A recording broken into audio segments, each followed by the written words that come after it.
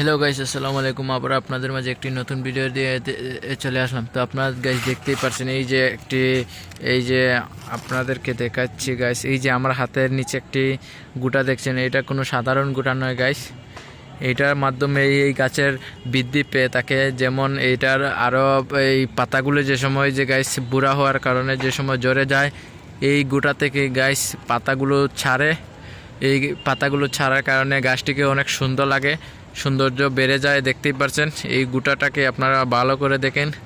আপনারা যারা গাছকে চিনেন তারা এই গুটাকে চিনবেন অবশ্যই, কারণ এই গাছের যে সব গাছের মধ্যে এই গুটাটা থাকে, কারণ এটা না ছাড়া কোনো গাছের পাতা হবে না গাইস। দেখতেই পাচ্ছেন, গাছের পাতা হবে না এটা ছাড়া। তো আপনারা এই ভিডিওটা দেখেন আর কমেন্টের মাধ্যমে বলে যাবেন ভিডিওটা কেমন হয়েছে।